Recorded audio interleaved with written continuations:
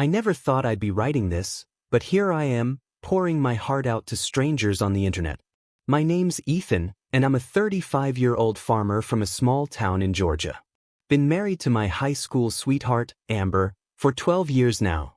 We've got a decent-sized farm, grow mostly corn and soybeans, with a few chickens and cows on the side. Things were good, or so I thought. Amber and I had our ups and downs like any couple, but I always figured we were solid. That is, until about 6 months ago when things started to change. Amber became distant, always on her phone, and started going into town more often than usual. Said she was joining a book club or something. I didn't think much of it at first. Everyone needs their own space, right? But then I started noticing other things. The way she'd snap at me over little stuff, how she'd roll her eyes when I tried to kiss her goodnight. It was like living with a stranger.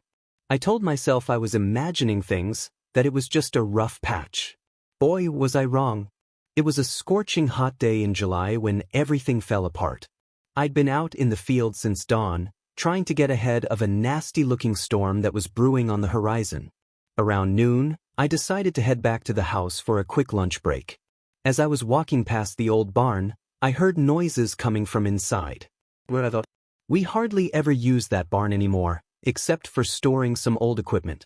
Curious, I peeked through a crack in the wooden slats. What I saw next, man, I wish I could unsee it.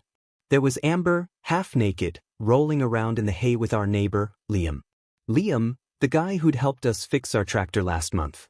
The guy who'd sat at our dinner table and shared beers with me on lazy Sunday afternoons. I felt like I'd been punched in the gut. My vision went blurry, and for a second, I thought I might pass out right there in the dirt. But then the anger hit. White-hot, blinding anger. I threw open the barn door, and the look on their faces, if I wasn't so furious, it might have been comical. Amber screamed, scrambling to cover herself with a piece of burlap. Liam just stood there, mouth hanging open like a fish out of water. And me? I just stood there, shaking, trying to make sense of what I was seeing. "What the fuck, Amber?" I yelled, my voice cracking. "How could you do this?" Amber's face went from shocked to defensive in a split second.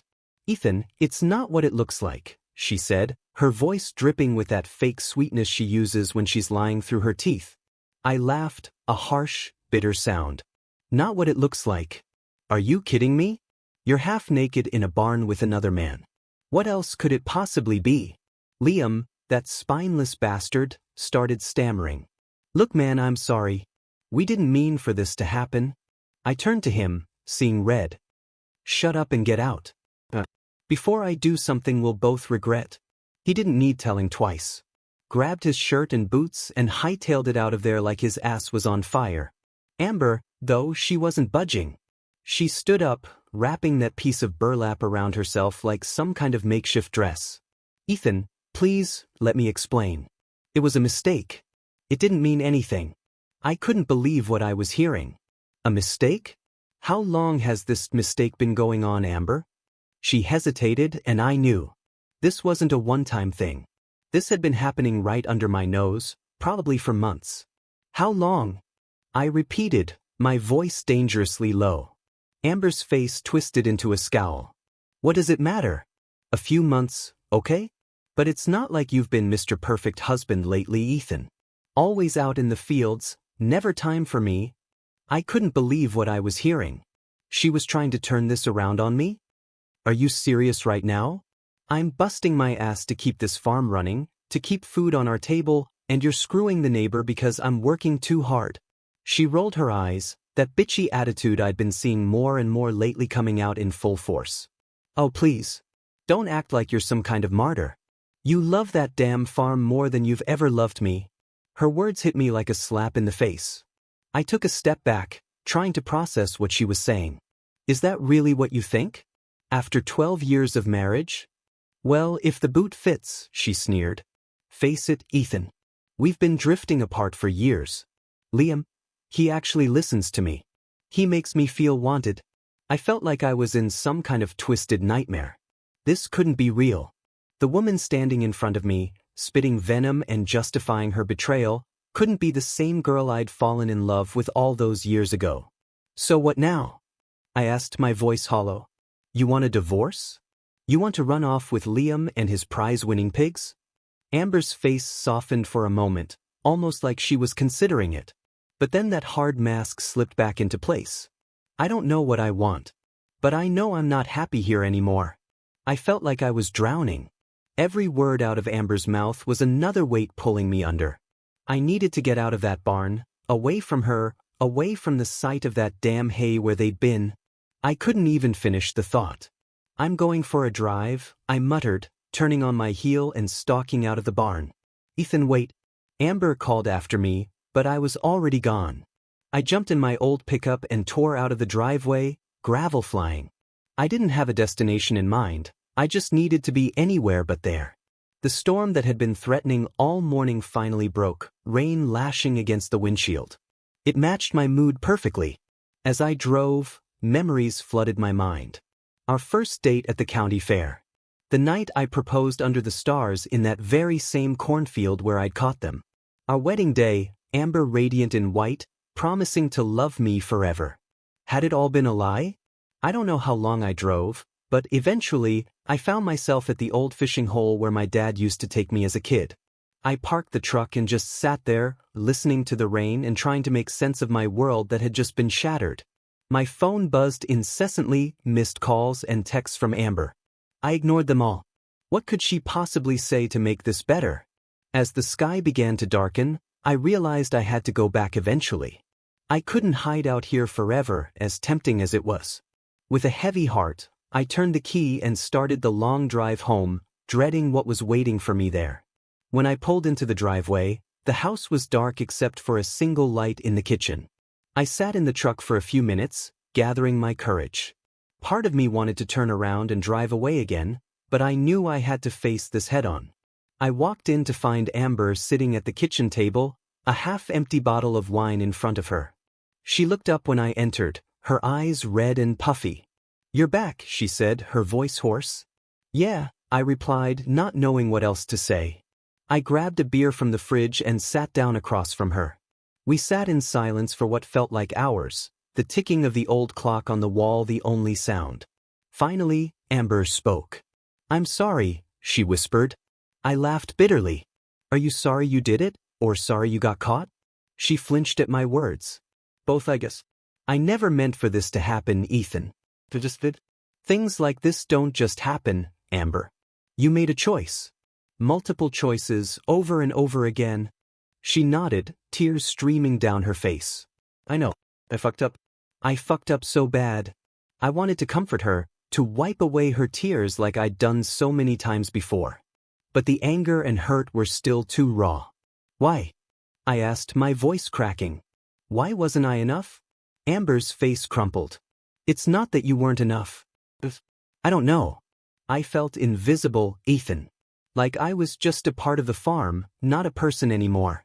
I felt a stab of guilt at her words, quickly followed by renewed anger. "And that justifies cheating?" "No," she whispered. "Nothing justifies what I did. I'm so sorry." I took a long swig of my beer, trying to process everything. The anger was still there, bubbling just beneath the surface, but now it was mixed with confusion and a deep, aching sadness. "So what happens now?" I asked, staring at the label on my bottle. "Do you want to leave?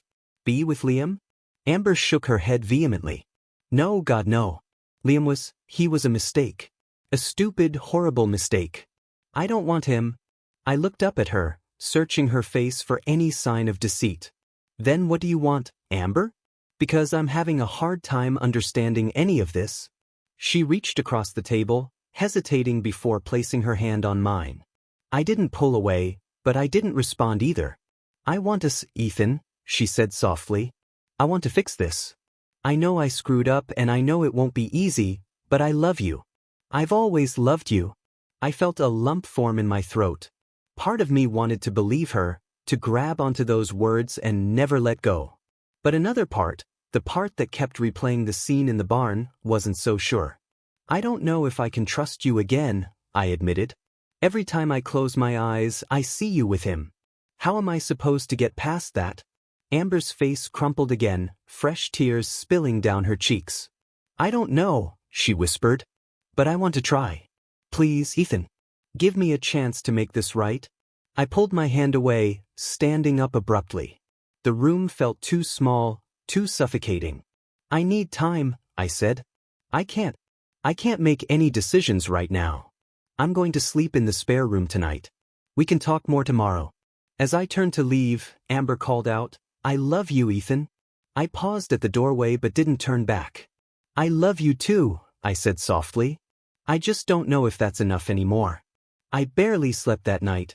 Every time I closed my eyes, I saw Amber and Liam in that barn. I tossed and turned, replaying our conversation over and over in my head.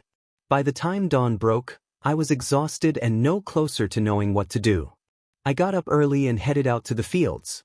Work had always been my escape, and right now, I needed that more than ever. As I walked past the house, I saw Amber watching me from the kitchen window. Our eyes met for a moment before I looked away, unable to bear the guilt and sadness in her gaze. The physical labor helped clear my head a bit.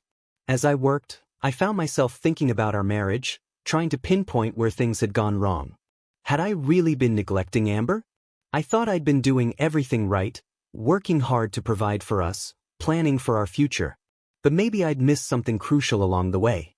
Around midday, I saw Liam's truck pull up to our property. My blood began to boil. What the hell was he doing here? I watched as he got out and headed towards the house. Before I knew what I was doing, I was sprinting across the field. I burst through the front door just as Amber was letting Liam in. They both jumped at my sudden appearance. What the fuck are you doing here? I growled at Liam. He held up his hands, looking nervous. I just came to apologize, man. What happened was wrong and I didn't let him finish. My fist connected with his jaw before I even realized I'd thrown a punch. Liam stumbled backward, crashing into the porch railing. Ethan! Amber screamed, grabbing my arm as I wound up for another punch. I shook off Amber's grip, breathing heavily. Liam was sprawled on the porch, holding his jaw and looking at me with a mixture of fear and shame. Get off my property, I spat. If I ever see you here again, I'll do more than just punch you. Liam scrambled to his feet and practically ran to his truck. As he peeled out of our driveway, I turned to Amber. Did you invite him here? I demanded. She shook her head vehemently. No, I swear. He just showed up. I was about to tell him to leave when you came in. I wanted to believe her, but the trust between us was so fractured. I nodded curtly and headed back to the fields without another word. The next few weeks were a blur of tense silences and awkward conversations. Amber and I were like two strangers living in the same house. We tried to talk things out, but it always ended in arguments or tears. I started seeing a therapist in town, trying to work through my anger and hurt. It helped, but the pain was still raw. One night, about a month after D-Day, as I'd started calling it in my head, Amber came to me with an idea. I think we should try couples counseling, she said hesitantly. If you want to try and save our marriage? I was silent for a long moment, considering. Did I want to save our marriage? Despite everything, I realized I did. I still loved Amber, even if that love was now tangled up with hurt and betrayal. Okay, I said finally. Let's give it a shot. Couples counseling was hard. Really hard. We had to dig into issues we'd both been avoiding for years. It turned out Amber had been feeling lonely and unappreciated long before Liam came into the picture. And I had to confront the fact that I'd been using work as an excuse to avoid dealing with our problems. There were sessions where I thought we'd never make it, where the pain and resentment seemed too much to overcome. But slowly, gradually, we started to reconnect. It took time, a lot of time, but eventually, things started to improve. We learned to communicate better, to really listen to each other. Amber got a part-time job in town, which helped her feel more independent and fulfilled. I made a conscious effort to be more present, to show her I valued her as more than just my wife or a farmhand. The trust was the hardest part to rebuild. There were nights I'd wake up in a cold sweat, imagining Amber sneaking out to meet Liam. But she was patient, always willing to reassure me, always transparent about where she was going and who she was with. About a year after D-Day, we decided to renew our vows. It wasn't a big ceremony, just us, a minister, and a handful of close friends and family. As we stood there, promising ourselves to each other once again, I felt a weight lift off my shoulders. We weren't perfect. We still had our struggles, our moments of doubt. But we were fighting for us, and that meant something. It's been 3 years since that day in the barn. Our marriage isn't the same as it was before. How could it be? But in some ways, it's stronger. We don't take each other for granted anymore. We work at our relationship every day. Liam moved away not long after the incident. I'd like to say I've forgiven him, but that's still a work in progress. Amber and I have moved past it as much as we can. Looking back, I can see now that what happened wasn't just Amber's fault. We'd both let our marriage deteriorate bit by bit, day by day. The affair was the earthquake, but the fault lines had been there for years. If there's any advice I can give to others who might be going through something similar, it's this: communication is key. Don't let resentments build up. Make time for each other, even when life gets busy. And if something feels off in your relationship, address it head-on. Don't wait for it to explode in your face like I did. Rebuilding trust after infidelity is one of the hardest things I've ever done. There were days I wanted to give up, to walk away and start fresh with someone new. But I'm glad I stayed and fought for my marriage. Amber and I aren't the same people we were when we first got married. We've both grown, both changed. But we've grown together, and that's what matters. The farm is doing well now. We've expanded, added some new crops. Amber's more involved in the business side of things, which she enjoys. We make sure to take time off, to travel a bit when we can. Life isn't perfect, but it's good. There are still moments when the pain of what happened hits me out of nowhere. A song on the radio, the sight of an old barn, even the smell of hay can bring it all rushing back. But those moments are fewer and farther between now. Amber and I have talked about having kids. For a long time after the affair, I couldn't even consider it. But now, I think we're ready. We've built a solid foundation, and I believe we can provide a loving, stable home for a child. So that's my story. It's not the happily ever after I imagined when Amber and I first got married. It's messier, more complicated, but it's real and it's ours. We've weathered the storm and come out stronger on the other side. And at the end of the day, isn't that what love is all about? I want to express my heartfelt gratitude to each and every one of you for watching my videos, sharing them, and supporting me along the way. Your views, comments, and likes are the driving force behind my passion to create captivating and unexpected stories. Every tale I share is more than just a plot. It's a journey of emotions, lessons, and reflections that we experience together. Your engagement brings life and soul to this channel. Thank you for sticking with me until the very end of each video, because the finale of every story is where the real impact lies. I promise to continue delivering twists and turns that surprise, inspire, and resonate with your hearts.